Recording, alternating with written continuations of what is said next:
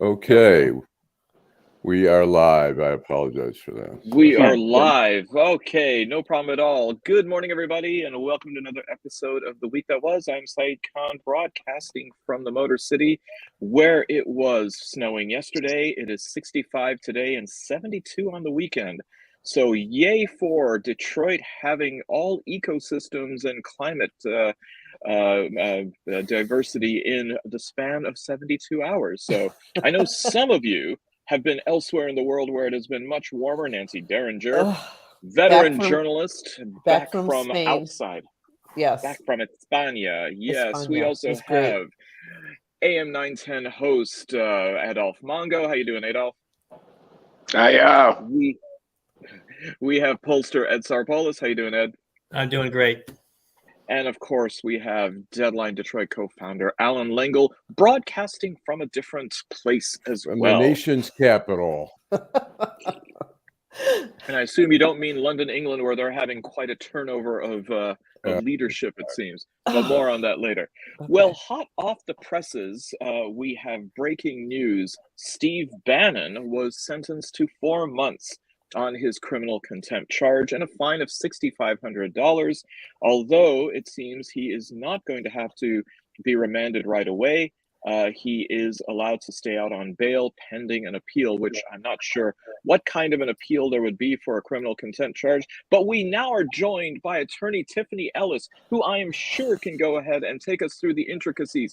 Tiffany, why did Steve Bannon get let out on bail for pending an appeal when he was sentenced for criminal contempt for 4 months, fined for $6,500? It seems like that one was a slam dunk. Yeah, well, it's up to the discretion of the judge and whether bail is going to be allowed or not, and that's obviously what happened here. So political opinions aside, the judge just decided apparently he's not a flight risk. Well, let me ask you though, Tiffany, let me ask you, shouldn't there be, am I echoing, by the way? No, you're fine. Okay. Nope. Shouldn't part of be predicated on, leaving him out on appeal if he has some possibility of winning? Isn't there some basis for deciding that, or they just say, screw it, Yeah, I think sometimes, judges will link the amount to the ultimate outcome of a case, but it's necessary that happen. And, look, you're talking to me as not somebody who practices criminal law, so I'm not exactly an expert on all things bail, but, I think the general approach is that the judge has the discretion. That seems like some discretion. Okay. Inhale, Nancy. And I was just going to say I would love to see him sharing a cell with Alex Jones, and not just a cell, but like a dungeon cell. I mean, I want those two like together on bread and water diets, which will be perfect for them because they're both overweight and they need to lose a few pounds, and just maybe some cameras and for the entertainment of the rest of us. But yeah, he's a live stream. Yeah, live stream. It drives me crazy that he, who has essentially made, let me just blow out the explicit language thing right now, fucking with the election, the upcoming election that's coming in just a few days, his goal in life, that he's now allowed to be out on bail and keep fucking with it. So that's my problem. Fat shaming Steve Bannon and also Alex Jones. Nancy, have you been listening to Kanye West again? And just remember, it's now yay. It's not Kanye. It's yay. After a month in Europe, I have no room to talk about anybody's excess weight because I feel like I'm really ready to be a late contender for Fat Bear Week if it hadn't already been decided. I mean, I'm just like, oh my God. Anyway, that's enough. And given the delicacies that they eat there and still are able to maintain their figure, it is astounding. Well, and it's also they don't call day drinking there. It's just called lunch. And so you get into the habit of just, ordering wine and sangria and these giant gin and tonics that's like the national cocktail. You just get used to doing that, at every meal. And so, that's those calories pile up. But enough about me. Keep going. We're talking about the week. Well, of course, they don't call it day drinking in Spain. They call it bebido de la dia. So exactly. So Anglo-centric. Now, speaking of judges, it seems like Donald Trump may have, according to the judge, signed false court documents where the possibility then is of a conspiracy to defraud. This almost seems like the old Bullwinkle cartoon where, hey, Rocky, let me pull a rabbit out of the hat again, this time for sure. Is this the one that's going to really affect him? I mean, the fact that a judge made this pronouncement. The guy's a one-man crime wave. He's a one-man crime wave. It's like at some point it's an embarrassment that there's no indictments yet. If there aren't indictments after the election, I mean, the Justice Department and every other prosecutor's office should be ashamed. Well, they're going to be ashamed because they're not going to indict him. He's not going anywhere. The important one for this one here is the fact that this will allow Georgia to stay, even if Trump runs for president and win, this case will not go away in Georgia, especially with this information, because that's what Republicans are fearing is the Georgia case. And then you've got the Letitia James case. Matter of fact, there's a new case in New York about fraud with the smartphone company that he was deposed this week also on selling fake, a multi-layer, just selling phones back in 2008. So there's a lot of cases out there that just keeps adding on.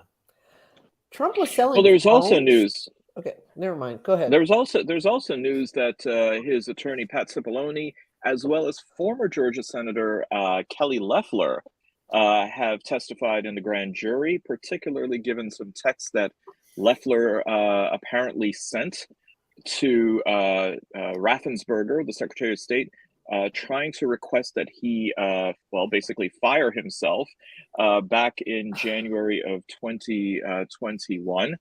And it was, in fact, Raffensperger's, I think his mom or his grandmother, who then got involved and really gave Loeffler a beatdown, saying, how dare you do this to my family? And look at all the threats that they are now being subjected to. So it seems as though Georgia is the convergence point in a way we haven't seen since General Sherman. Tiffany. Thanks, Saeed, for throwing me these points. It's the T. Well, look, I look at you, and like Steve Fishman is usually like chomping on the bit, and we don't want to go ahead and discriminate against attorneys here, and these are legal things. So there you go. So much. I want to go back to the point about Trump, though, and the forgery of the documents and things. I think that what he's going to continue to do is what Steve Bannon is doing too, is just relying on the fact that, although my lawyer told me to do it, I think the real claim in this falsification of documents is that, he knew that the numbers were false in Georgia, and they had internal advice that say you should not put your name on anything that has specific numbers, and they had already decided that amongst themselves. And then a complaint was filed that had those same exact numbers in it that he had verified himself. And I think in this situation, he's going to say, look, my lawyer gave me the complaint. I trusted that they were going to do the right thing, and they didn't. And he'll claim foul there, that it's not my fault, it's the lawyer's fault. And that's exactly what Bannon's doing too. Do you think that's a winning argument? Situation.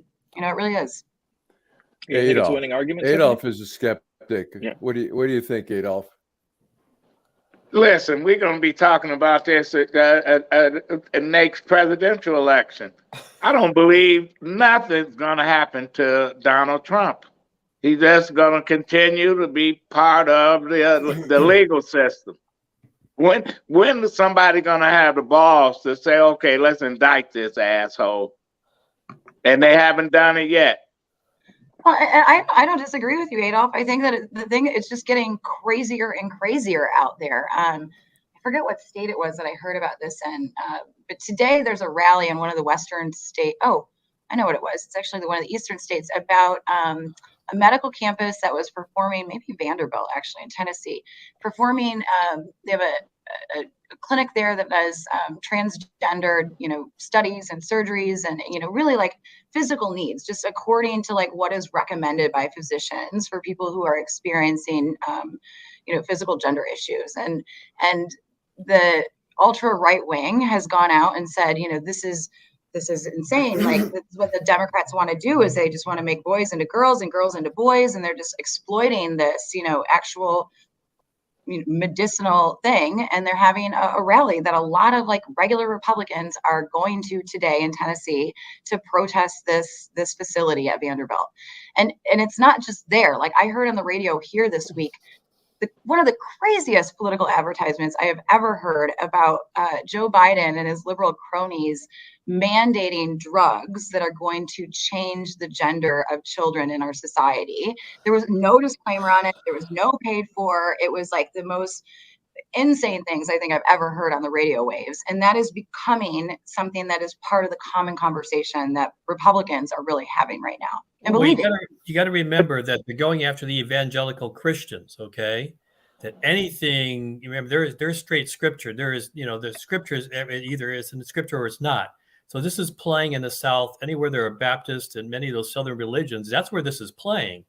If you look at what the states, because I've been doing a study of religions, the fact is that evangelicals, it's like, this is what it is. It's either for or against. They don't believe and you can have a problem. So they're playing it in the South, where they need to win these seats like Georgia and Florida and Texas.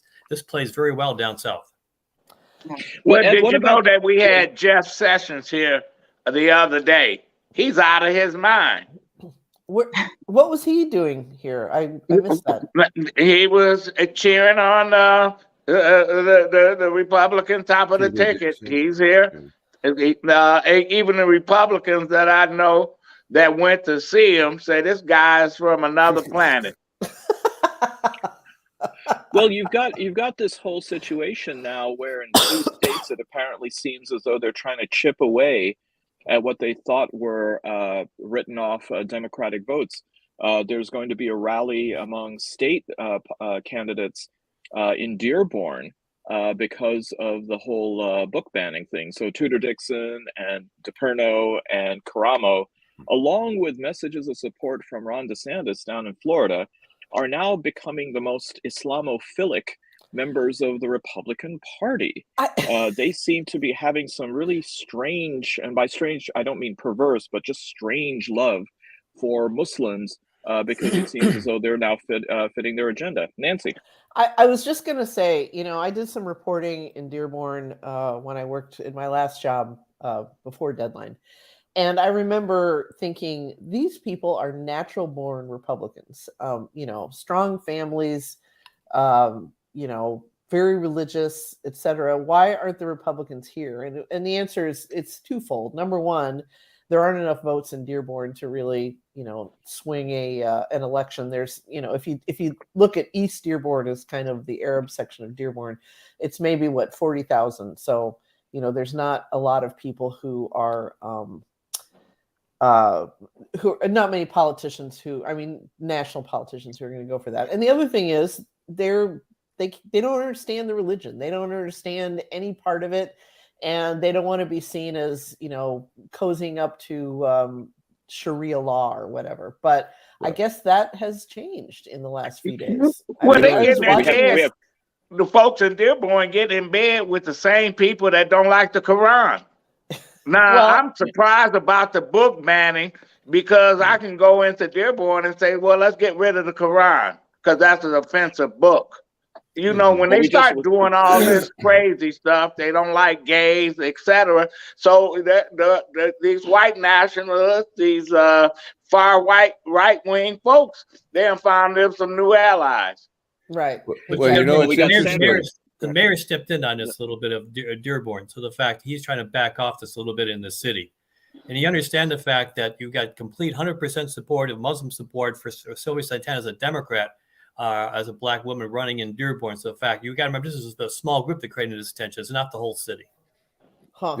I was going to say that when Trump was running, he got the Chaldean vote here, and they loved him because they perceived him as hating Muslims and hating ISIS and all that. And then they were so shocked when Trump started rounding up Chaldeans and trying to deport them for like convictions from 30 years ago for assault and stuff like that. And then they were going, oh my God, we've been betrayed. Then he came back in February of 2020 and he said, I'm going to make sure the Chaldeans don't get deported. And they were like, oh my God, he mentioned the Chaldeans. He loves us. It's frustrating, very frustrating to watch. It's Otis. He loves us. Well, we got Yeah. Sanford Plotkin, who says he's running for school board to ban the Bible from kids, full of depraved violence and threatening messages. Well, Sanford, more power to you, but why don't you get him banned from hotels? You know, every time I go, I remember the last time skivvies I was in in a hotel that had a Bible in the drawer. You know, I've been in trial in different parts of the country a lot lately, and I was thinking about that the other day. I'm like, I don't remember the last time I've seen one. Well, Tiffany, Really? if you stay at a Marriott chain hotel, you'll find not only the Bible, you'll find the Book of Mormon. Wow. I did Marriott's not know actually, you know, and it's Right. yeah, it's interesting. I have been actually litigating a case the last few years about, you know, hotels and their practices as it relates to human trafficking, and I've always found that one interesting. Like, how is it that we can, you know, put a religious text in every single room, but we can't train employees to watch out for signs of human trafficking? So, I've stayed in enough hotels that I've actually read the Bible, but I've read it from back to front, so I kind of go back in time. So, I just like it's like reading the original Greek or Arabic. We had to read back to front, anyways. there you go, exactly the case. So here's the thing. I mean, there are these campaigns going on. Okay, Sanford's on his way to the Atlanta Marriott, so it begins. Yes. let us know if you find Always one. have Yeah. Always have to take that first step. So, I mean, around the country, you have these movements where people are certainly exploiting cleavages. In Nevada, for example, you have pro-Trump conspiracy theorists who've literally hounded election officials out of office. I mean, is this sort of mob mentality something that we're just going to have to get used to? Ed, what are you finding in your polling? Well, yes, it is growing. It is here to stay. We've gone through cycles of this in our history. Okay, this is not new. Okay, if you go back like every 60 years, we had the same thing of groups forming. Okay, we had this prior to the Civil War. We had this in the 20s and the 30s. So this is not new. It's just a fact. This is the first time we've experienced it in our generation. Okay, so it is part of history. And it's part of the cycle of our things. You got to remember is. Anytime you've got groups in the, especially evangelical Christians, when they feel that they're not winning the argument, they're being suppressed, they become very cultish. They become very specific like this. This is not new. This is part of what we go through going back since the early foundings of our country. Now, Nancy, you're just coming back from a country which I believe was the last one in Europe to finally get rid of its fascist dictator in 1975 with Franco. Yes. Like that is a segue. They didn't actually get rid of him. He just died. So that was, you know, but that helped. But yeah. Okay, you know what? You want to was use there a question behind voice, that, or was this just another one of your patented Saeed segues? I just wanted to bring you in, and you could talk a little bit about Spain. But I mean, I imagine though that being in Spain, you probably were privy to hearing people talking about America or seeing what the perceptions were of the American political landscape over here.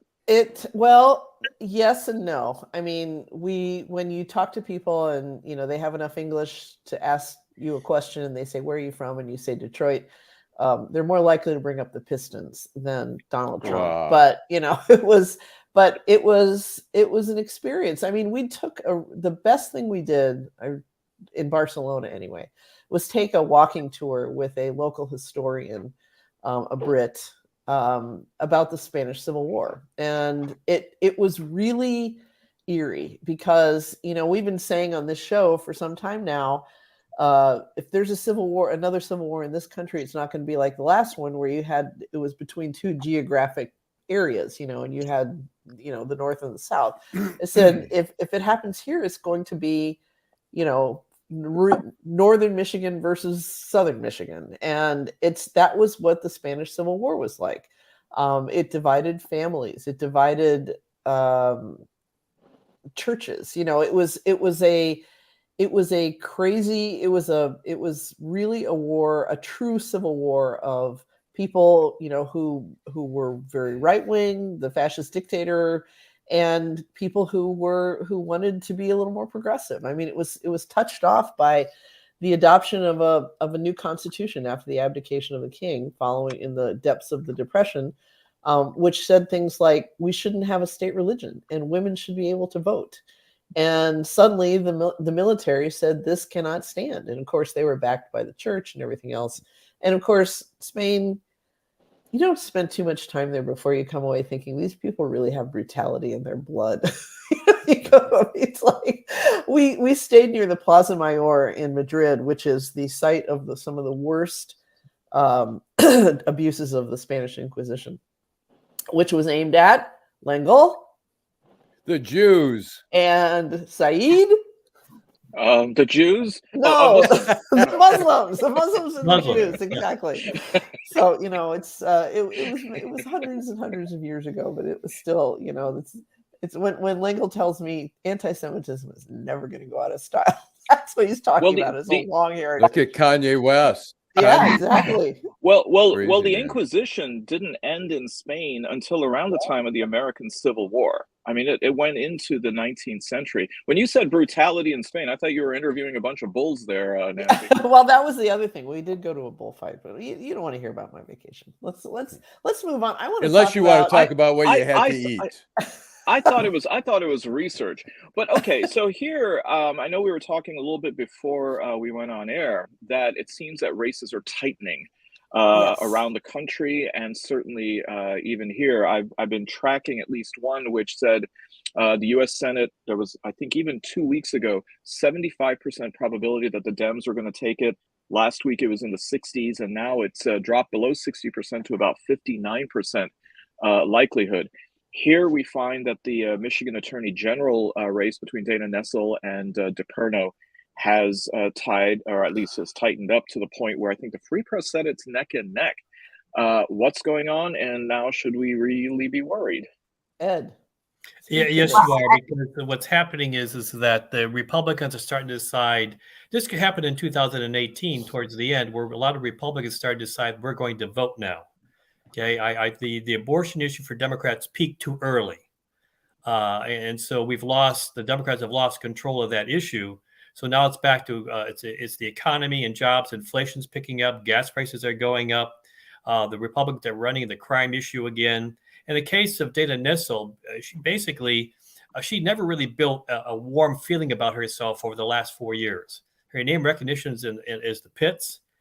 They don't really know who she is statewide. And so DePerno, despite how bad he is, the name recognition is roughly the same. Jocelyn Benson's done a better job. Jocelyn Benson's okay. And in the case of Dana Nessel, she's quite dependent on the governor's race, and that's tightening up. So as Gretchen's numbers go down, Dana Nessel's goes down too. Remember, she didn't win by much, Dana Nessel, 4 years ago. So she is on the block. And we got to remember with Dana Nessel, because a lot of Democratic votes are in Southeast Michigan. Her first 2 weeks as Attorney General, she attacked the Catholic Church as a whole, okay, versus going after individual priests. So there's a lot of warmth for her amongst Democrats. Huh. Well, and I think we're starting to see that she hasn't really been that. I mean, she's been on the campaign trail, but she hasn't been up on, television and, really spending the money there. I think we're going to see that in the coming days. But that's right. I mean, this happens towards the end of an election. But I think he's starting at somewhat of a deficit. He's right.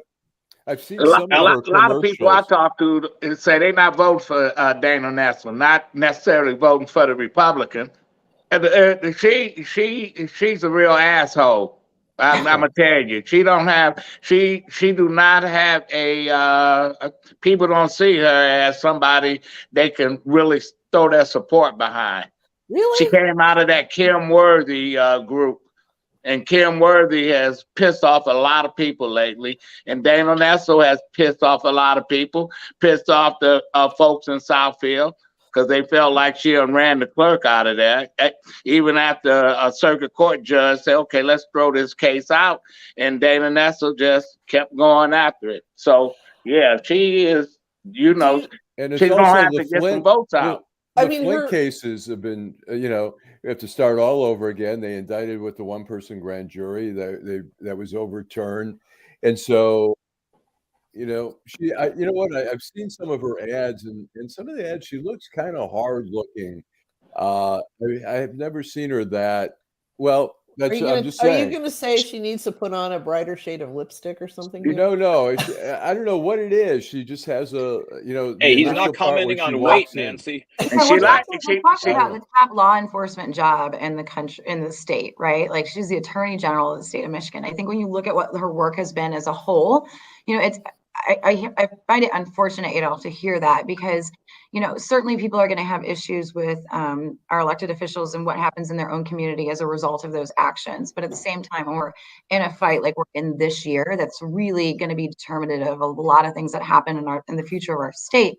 I would hope that we could sort of rise above that and look towards the future of like what is But listen, I've been through this before. I guess I'm an old man. Saying what happened with Engler and John and Jim Blanchard. And listen, we looking at it's like deja vu all over again. If you don't get these folks out to vote, and if they don't come out to vote, we're gonna see some people pulling some upsets. And I know folks don't like to hear that. The polls say, oh, she's 17 points ahead or 10 points ahead. We all know it gets real tight. And if Detroit don't turn out, if Oakland County don't turn out, and Macomb County, listen, you can have a crazy a nut as the attorney general. Yeah, Well, I would agree. I would agree with Adolph. There needs to be a very strong get out the vote effort in these last few days. Well, Nancy, the problem with the fact is that the governor Whitmer has done very little amongst black minds for the last 4 years. Okay. Right now, 14% of blacks say they're not sure who is Gretchen Whitmer, and because of that, 14% of Detroiters are not tending to vote for her because they don't know really anything about her. It's better than it was from Mark Shaw. Mark Shaw at this time was 40% didn't know who he was. It's 14%. Trying to remember, redistricting and racial profiling has suppressed black vote. The lack that they lost representation because of redistricting.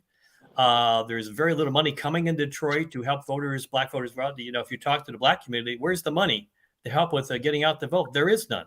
Okay, and so no, that's the difficulty. And you got to remember, a lot of blacks now are in Macomb County.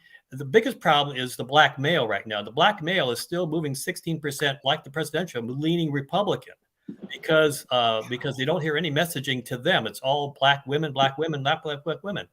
And the national poll is showing the same thing. We're not experiencing any change or commitment in the black community of any conversations. Wow, that's interesting. These people think, well, black voters don't have no place to go but to vote Democrat. That's not true. They just won't vote. Right. And here we are. We look at the state representatives race. We look at the state senators race. Oh, those are folks that they undiluted the voting power in the city of Detroit, and folks saying that that person out in Birmingham not looking out for the interests of the person on the east side that has a different kind of issues that they need to be dealt with. So, yes, so the governor needs to get her votes out. Okay, before we step away from Dana Nessel, though, I want to give a shout out to her work with this expungement for people with nonviolent felonies. That is a huge thing that holds people back from getting the kind of jobs that they deserve and want. And we need, we have this labor shortage still, and she's done some great work around that. So I want to at least give her that. I think it's really important, Nancy. I was at the National Association of Women Judges is here in Detroit this week, and we've got a couple hundred brilliant jurists from literally around the world. And I heard a talk yesterday from the founder of the Innocence Project and Kim Worthy, and they were talking about the Conviction Integrity Unit here in Wayne County. Right. And all of these things sort of gel together. And I think it's really important that we keep them a part of the conversation. Yeah. Okay. I would say. I wanted to ask Ed a question about the polling with Whitmer, because I'm curious as to whether or not those numbers have changed in the Black community from the time of COVID, because I was under the impression that she had fairly favorable ratings in the Black community during COVID times. I mean, and maybe it was just, the box, that she was symbolically presented from the city and the big Gretch sort of reputation that she developed. But am I wrong in that assessment that, those ratings might have been higher? Numbers were strong during the COVID thing, but that's over 2 years ago. Okay. Right. The issue in the Black community is still as it always been. Where's my job? Where's my axe? Where's my tools? How can I get ahead? Okay. It has not changed. You know, the black communities came like Macomb County. It's about economy, jobs, my family. Where can I go to work? You got all these new jobs coming in Detroit, but they still can't get the jobs that's coming in Detroit because they're not trained or have the abilities. Listen, I saw Joe Biden. I saw Grandpa come here doing the auto show. He came here doing the auto show, and Duggan, Mayor Duggan, put on a dog and pony act. And you think that Detroit was this city that had only about 10% black folks in it? So they don't put another face on it, and people not feeling. And I know people don't want to hear this. They're not feeling the Democratic Party. That's why this last week or two, they need a big push to get people to the polls. People not just, it's not exciting. Where's all the literature? Where's Obama? He's coming to Michigan. He needed to be in Detroit. It seemed like, you know what, Detroit is just an afterthought. And with this redistricting, and you know, you put Shree on display, you put Rashida on display, they don't represent the regular person in these districts. You know, these are some hard times. And the governor, and she knows she's in a race. It's no slam dunk, because she can wake up just like Blanchard woke up, and they're going to have some crazies running the show in Lansing. If That we don't would be- get these people out. Alan will reply to this. Since 2018, Alan, I've been pitching this about the black community since 2018. Sure. I've done interviews with you. I've done polling with you. We've polled black community. This messaging about the black community has not changed since I've been preaching this to you and you're on your shows and your paper since 2018. Nothing has changed in 4 years. You know what? I'm surprised the vice president was actually here last weekend with the governor at Focus Hope in Detroit. And I'm surprised that like more people, it wasn't out there more. You know, in 2016 in Detroit, I mean, the turnout was so poor, and you know, the people were like, I remember interviewing somebody after I voted in Detroit. I got my notebook out and started interviewing people, and I asked one woman, a black woman, I said, "Who'd you vote for?" She said, "Well, I voted for Hillary, but I don't care for either one of their asses." And then I went to the Hispanic neighborhood, and we're at Western High School. I asked a Hispanic woman, I said, who'd you vote for? And she said, "I voted for Hillary." And I said, "Did you vote for Hillary or did you vote against Trump?" She said, "I voted. It was a choice between the flu and cancer. I voted for the flu." God, and wow. When I heard that, my stomach sank. That was about 5:30 at night. And I said, the Dems are fucked. And, you know, and the turnout continues to be so poor in a lot of the elections. Well, Hillary didn't do anything. Hillary didn't do anything. And then, you know, they don't do anything. And then they want to blame the voters here in Detroit. Listen, we got all these elected officials that's in Detroit, and they're not getting the vote out. I'm telling you, they're not getting the vote out. And it's going to be a piss poor turnout, like always.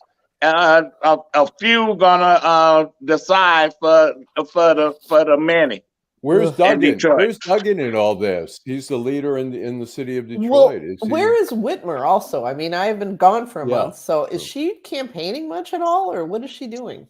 Well, she's making her rounds. You know what? But the governor can only do so much. Listen, the governor need her folks on the ground in Detroit. Last time I was on this show and we talked about where are Whitmer people, I got 100 calls. "Oh, you beating up on us? We here in Detroit." I'm like, I'm not beating up on you. I'm stating the fact. You know, if you sit on your butt, you're going to have Tudor Dixon as your next governor and all these nuts, Secretary of State. Listen, we're in a crisis right now. And if we don't get the people out to vote, this is what we're going to get. And the only black representative in Congress is probably going to be John James from Michigan. Right. Oh, my God. Yes. And there's another case that the only reason John James is going to win because the Democratic Party is not giving Marlinga any money for his race. Insane. Why should they? They're not. Why should they? The guy is. It shouldn't have been there. Andy Levin. John James should kiss Andy Levin on the lips for not running in that district. Right. So, they just gave it to the Republicans. Carl Lengel wasn't the best candidate to beat up on John James. Right. They beat Carl Lengel up until people say enough is enough. We're not voting for this guy. Well, Mhm. Carmen Lengel, I think it's a resource issue, there's not enough resources to go around right now, but I think this goes to your point, Adolph. Like the way that we're spending our resources on the Democratic side isn't as effective as it used to be, and we've sort of got to rethink the way that we're, trying to get people out, trying to get the messaging across. Because I'll tell you, we can't just keep writing checks all day long, every single day, and expect that it's going to be enough. I love. Well, I get a lot of emails and a lot of text messages from the governor's office talking about giving money, and I gave money, but they should be asking people to get your relatives, your friends, and everybody to the polls. That's what they should be asking. I don't think they have a money problem. They got a people problem. Well, the other thing you understand is, remember one thing, Adolph, we got to remember. Since 2013, labor has left the state. Labor is all their sources have gone to other states. Right. So what you're seeing now, the fact all the grassroots, all the money that was here is gone. When you talk to labor leaders, they feel that Michigan is gone for them in politics. They're taking the money to other states. Okay? Nevada or other states. I'm going to tell you the fact is when I met with Settles and Rory Gamble early on in the process, they said, the power brokers have said, Michigan's done for labor. We can't do anything here because they're full. We're leaving the state. So what you're seeing out in Detroit and all suburbs, there is no labor people out on the ground. There's not the money anymore. There's not the grassroots. They were used to the organizers. The Democratic Party is invisible. That's basically part of the reason. The fact we have never had a state without a party like labor, being that it's gone. I have a question. I have a question either for Ed or Adolph. What is the relationship between Whitmer and Duggan? Duggan wants to be governor. That's what's the relationship. There's no question about that. If this is it for Whitmer, she wins re-election, then you got Duggan preparing to move up the food chain. They're already doing all kind of things here in the city. Duggan has a machine for Duggan. Whatever operatives he have out there is for Duggan, and it's not for anybody else. So Duggan building up his own little kingdom right there. And Duggan's talking about not running again for mayor anymore. So bottom line, he's in another world right now. Yes. So bottom line, he's not raised the money in the local races. He's pissed that no one's coming to him for endorsements. Basically, Duggan's checked out. Man, it's really I left in the middle of September. I left the country, and this was Secretariat rounding the clubhouse turn, like miles ahead of the rest of the field. And I come back, and it's neck and neck. I am not pleased with how you people have been handling this. See, Nancy, you should have stayed here and been doing GOTV. You left, screwed it all up. I mean, you went to drink wine at lunch and left the rest of us behind. I mean, come on. Nancy, you left 3 British prime ministers ago. So that's true. I think that pretty much just says it all. Well, I mean, here's a question, Ed. I mean, you mentioned that 14% of Detroiters don't even know who Whitmer is. Is that then really going to affect the down ballot? I mean, I can understand if they don't understand her, but what about other issues? I mean, today, driving down 75, I see billboards that say no to Proposition 1, say no to Proposition 2, say no to Proposition 3. I mean, clearly somebody's been keeping their powder dry till the last couple of weeks before the election. And now on I-75, heading into downtown, you see that it is certainly skewing in one political direction. Well, that's because I told you the fact that the Democrats peaked so early on their abortion and all these issues. That's the reason why it's happening.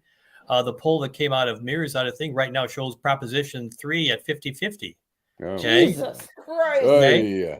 Because it's peaking. Nancy, you had to go on vacation. The problem, Nancy, in fact, we were looking for Ernest Hemingway. Was he writing another book in Spain? And you forgot, that Ernest Hemingway's been gone. The bottom line, in fact, it's going to tighten up because the Democrats peaked. They didn't have a secondary method of fact when their issues were worn out. You can't keep pushing the same issue. Macomb County, I seen a drop in Gretchen's support from 55 down to 51 in less than 30 days. Because it's now talking about bread and butter issues. the Democrats and the people voting on the abortion issue, they already know that.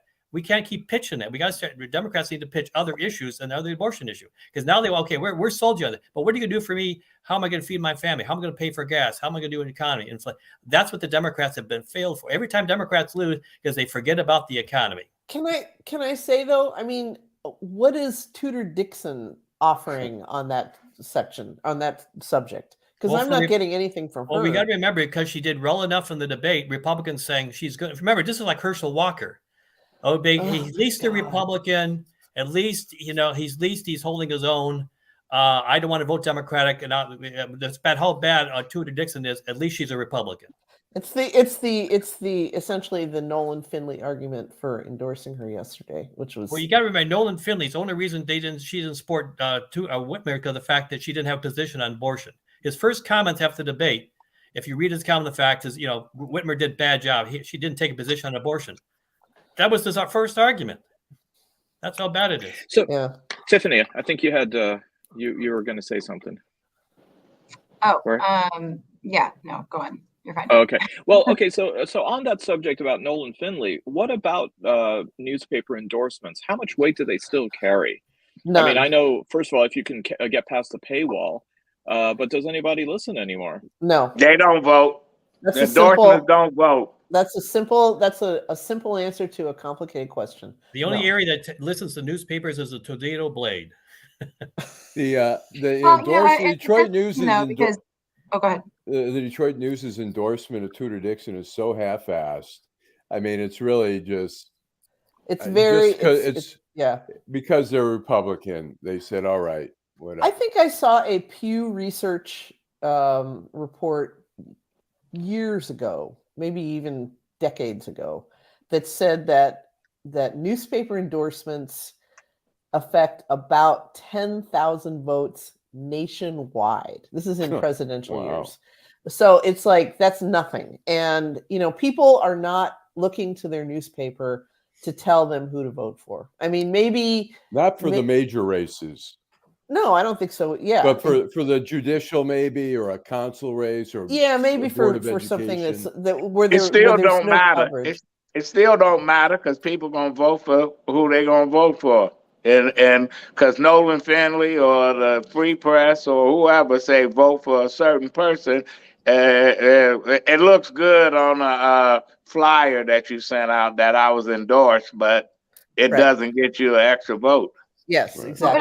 I think in the end, what we have to look at here is the fact that those who are concerned, the fact is that, yes, it's race tightening up. Yes, Gretchen can still win. But the biggest problem, as the closer it gets, that means the Democrats will decrease their chance of taking back the state Senate and the state House. Okay. That's what's going on right now. I've done polling all over Wayne County. Adolph knows that. I've done polling in Macomb County. A lot of the seats that Democrats out there are going to win are now tightening up also. So as Gretchen sneaks by past Tudor Dixon, it hurts the Democrats taking a chance of taking back the House and the Senate. Okay. Well, but that's where I think newspapers come into play. When I worked in campaigns, I was always big, and still am when I talk to candidates, about the idea of micro-targeting and really picking up every single vote that you can within different communities. And, everybody, I think, who pays attention to newspaper endorsements is going to expect that the news is going to endorse the Republican candidate. So they just sort of set that aside. But when you're looking at the Arab American news, or you're looking at newspapers in outstate or in different communities, I think that there's a little bit of a different weight there. And so I think that there are some counteracting pressures where, Adolph, you're right, people are going to vote at the top of the ticket how they think.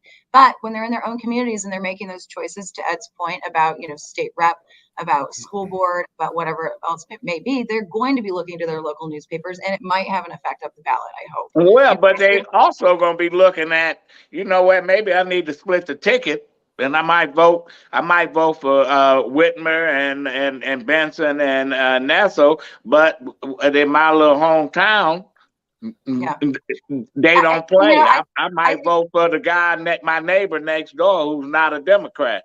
I think you're right. I think that there's a large population of people in Michigan that are struggling with Prop 3 and with the governor's race.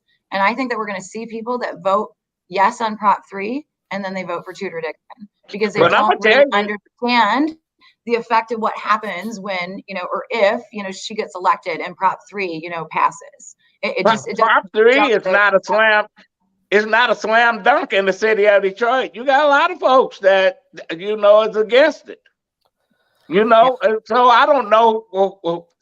Have they been campaigning in the city? Have they been pushing Prop 3? I think Who some of knows? the misinformation about Prop 3 really sunk in. I mean, on the show a couple of weeks ago, look, we had Charlie LaDuff that was spewing stuff that was like absolutely not even true. You know, I was well, watching. Charlie wants to be the new Tucker Carlson of Detroit, so I'm not surprised. Yeah, I was watching that show in Barcelona, and I have to say, that was when I was throwing comments at the wall on that one, because he was essentially just spewing right-wing talking points. He absolutely bullshit, was. absolute transparent bullshit about Prop 3. But that's, like you said, Adolph, that's where he's found his. That's where he's headed. Because you got a lot of ministers in Detroit, and they're not saying too much, but they're not for abortion. But they're not fighting it, but they're not pushing it. Well, I think we need to be careful. I don't think that anybody is for abortion. I think it's like the bigger picture of access to women's health care. Yeah. You know, well, there's no question that if language becomes dangerous because women of color gonna get hurt the most. If we go back to this old crazy ass 1930 law. Right. Yeah. Exactly. Women in poverty, women who don't have the means to, you know, really take care of themselves, you know, like without a lot of money, private money that, you know. Yeah, because Tudor Dixon can get an abortion. Her doctor give her abortion. They can get abortions. Yeah. They don't need a law. Yeah. They can always go and get an abortion. Well, you got to remember that in the Detroit area, the issue is about rights, not about abortion. I think the biggest mistake, when I was polling for the Black community about how you approach the Proposal 3, it's about women's rights. The more that they talk about abortion in Detroit, it hurts them, because Blacks in the community is much more conservative, like the Hispanic. They are anti-abortion. I agree with you. The Democrats would have done better talking about rights versus abortion in Detroit. They would have got a lot farther in getting more support for Proposal 3, and that's what they didn't do. Okay. Somebody missed Nancy. Oh, I'm so glad. We all missed Nancy. I have to say though, the as far in Macomb County, I was up there last week buying my new laptop, and they have billboards up there that essentially say Proposal 3. They don't even mention abortion. They say this is going to allow, you know, your child's kindergarten teacher to, you know, change their gender without telling you, which is ridiculous. But you know, that's the kind of stuff we see. Guess what, Mom? I need a newer wardrobe. Who knew, Nancy, that Macomb County was becoming the new Silicon Valley of Michigan? I mean, buying laptops up there, you know. Oh, well, that's where the Apple store is. So thanks. well, one of them. Okay, fine. One of them. Well, listen, so you're talking about inaccuracies. You're talking about dishonesty when it comes to the public opinion and the rhetoric that's being spewed. But you've also got just good old-fashioned downright bigotry. In Ohio, Senate candidate Michelle Reynolds, apparently in a book, has written, and I'm just putting this all in quotation marks because, you know, when the music stops on stuff like this, the Muslim always gets stuck without the chair. So, said in her book, quote, the phrase "Jew you down," and said Jews have a reputation for, quote, not wasting resources. She then came back and said, I'm actually praising them and looking at this as, in fact, a positive trait because they have a reputation, quote, we're of not smart wasting about money. Anything. Damn it. Yes. So, except for you know, me. more talking points and more validation for Kanye for sure. But this is just really out in the open. I mean, here we are now pretty far into the 21st century. And this is still part of the public rhetoric. And it seems without, first of all, not any real recrimination for candidates like Miss Reynolds, but in fact, probably getting a few, pardon the pun, amens. Yeah, Alan. I have a quick story to tell. Nancy will probably tell me, we've heard it already. But when I was at the Washington Post, I was interviewing the head of the ATF in the Washington field office. And I asked him, I said, and we were sitting with his press person.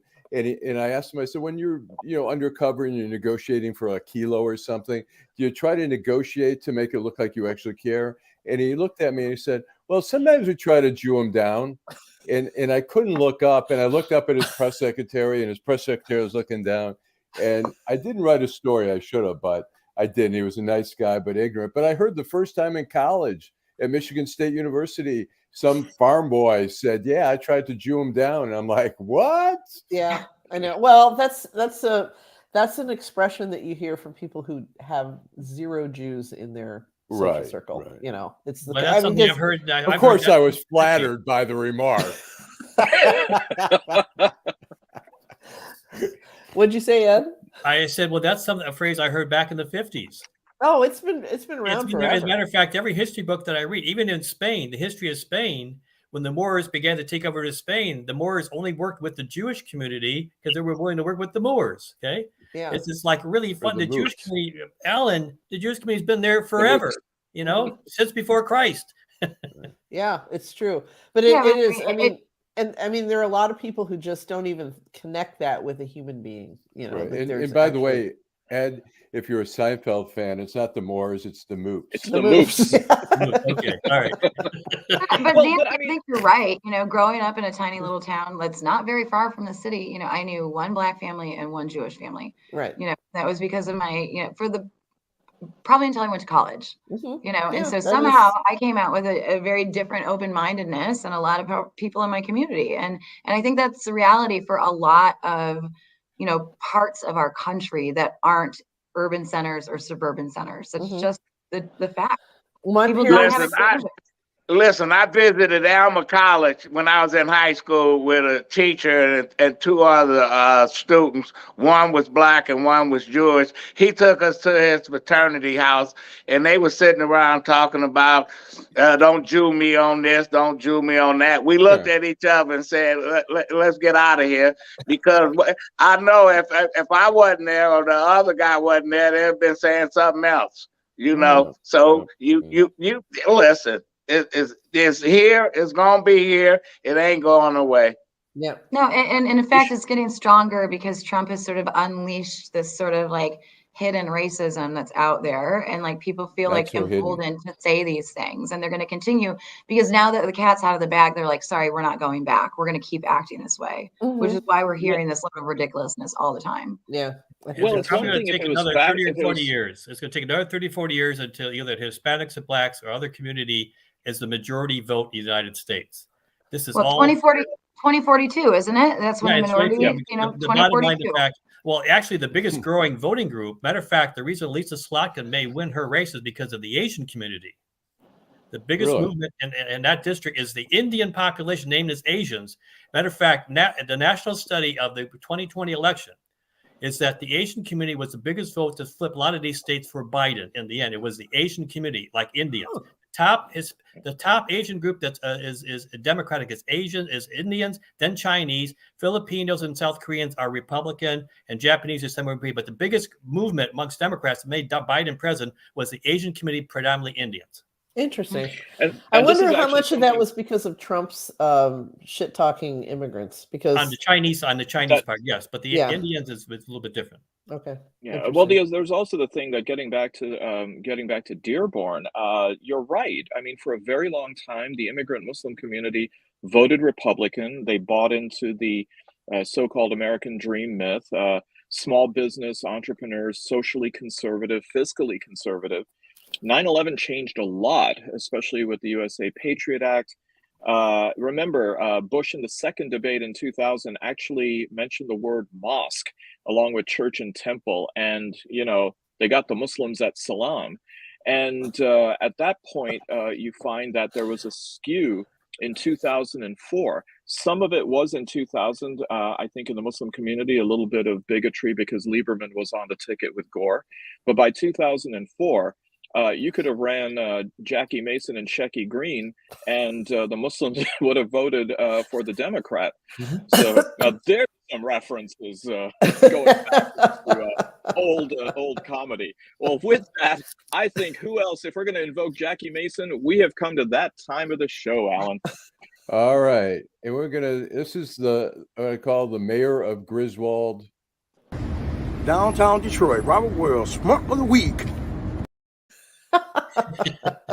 That is gold, I tell you. It's gold. Gold, Jerry. All right. It's gold.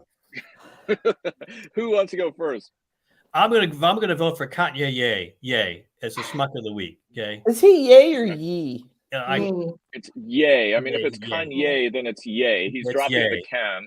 Okay. Yeah. It's All yay right. because the fact, if you look at everything that's happened this week, it's been tied around yay. Okay. Yeah. Okay. From the Trump, Elon Musk, even Michael Jordan, all tied in this thing. It's all about yay. Okay. It's hard to see a unmedicated manic depressive falling apart like that. It's sad. I Really mean, sad. I don't excuse this at all, and I don't say it's because he's mentally ill.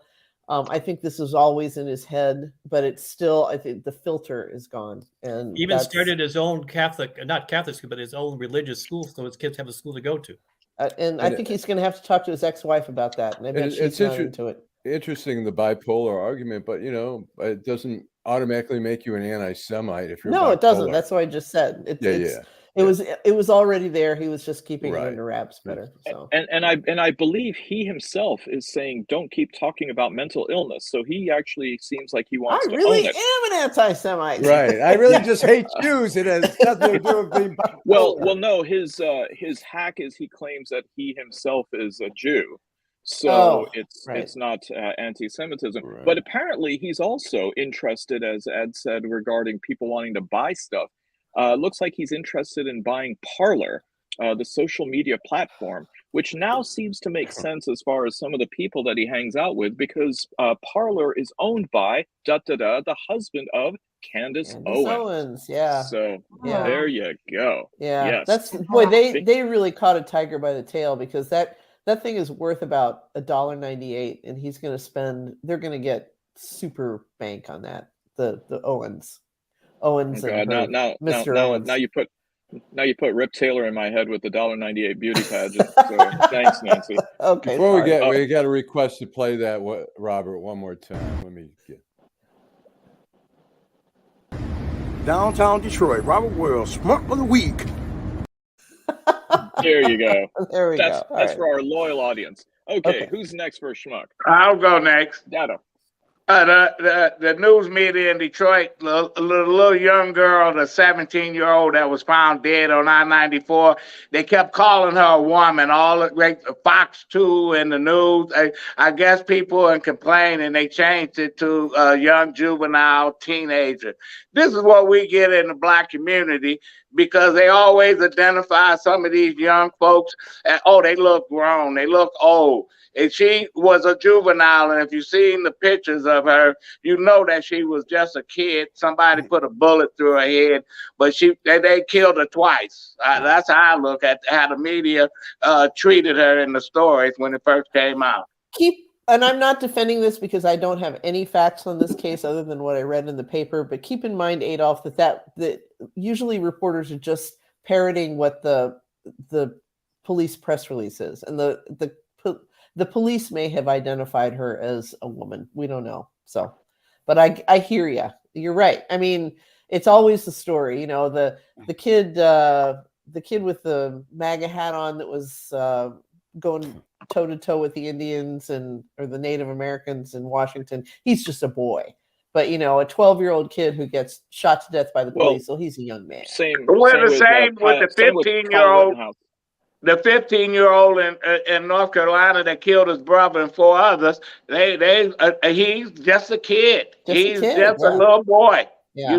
He's a murderer. Right. Exactly. Well, I think that this is about the erosion of standards in journalism too.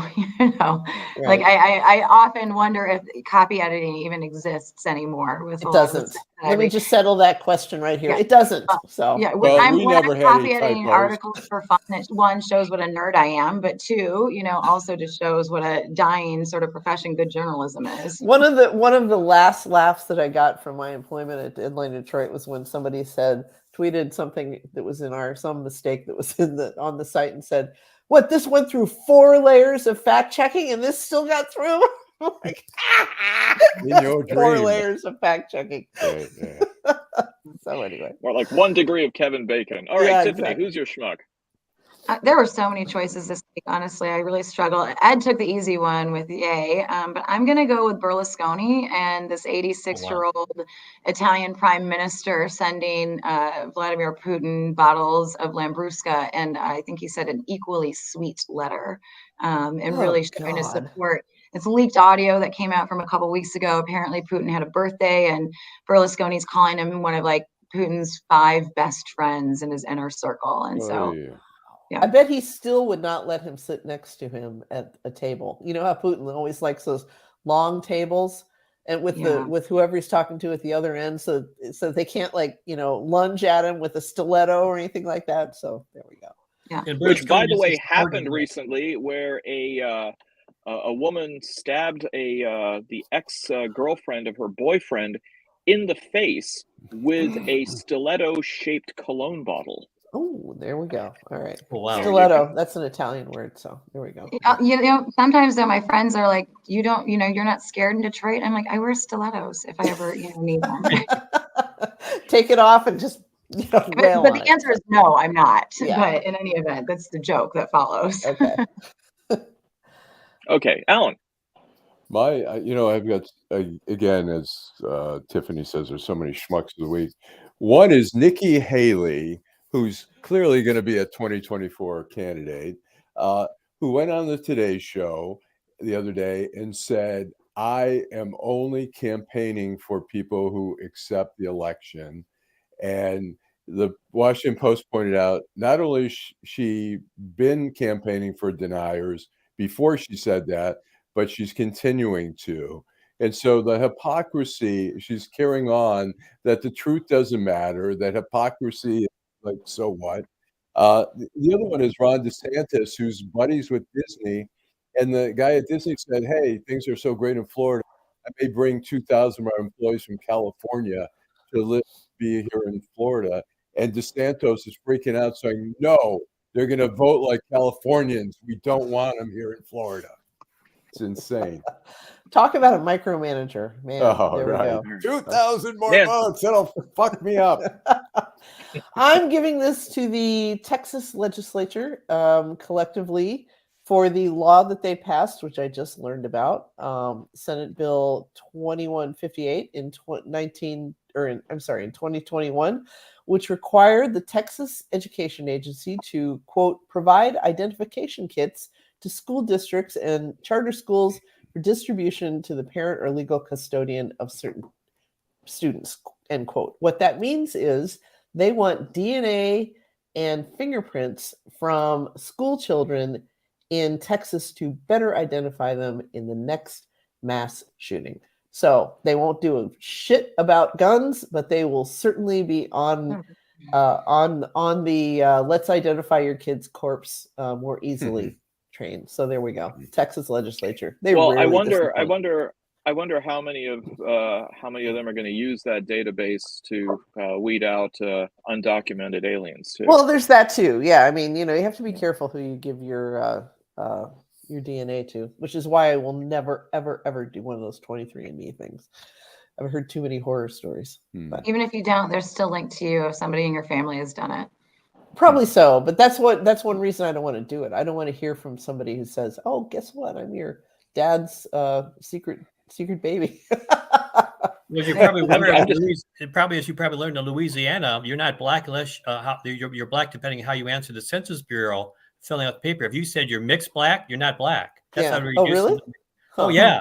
It's like a reverse one drop rule now going to the U.S. Supreme Court. Somebody tell Charlie LaDuff because 23andMe scares me after I watch my nephew watching the show Uncle Grandpa, and I thought, I don't want to go. I'm just scared about the targeted advertising I'll get once my DNA profile gets out there. Yeah. I don't even know what that could do. Well, there are so many schmucks to go around. I mean, you have Tulsi Gabbard leaving the Democratic Party and then likening Biden to Hitler. But my schmuck of the week is former 60 Minutes reporter Lara Logan. Oh, God. Who goes on to Newsmax and decides that she's going to push the far-right-wing Great Replacement theory, including claiming that the open border in the South is Satan's way of taking control of the world. She was seen to be so extreme that even Newsmax said, "We're done with you." So yeah, just that for is going. she's another one that's gone around the bend. So, you know. Yes, I mean she's clearly gone to the dark side of the moon and back. So Yes. for that satanic verse, Lara Logan, you're my schmuck of the week. Well, listen, thank you all for being on today. Nancy, welcome back to this side of El Ocean from España. Tiffany Ellis, Ed Sorpolus, Adolph Mongo, Nancy Derringer, and of course Allan Lengel, who gets our last word. Drive home safely. Thanks, everybody. Have a great week.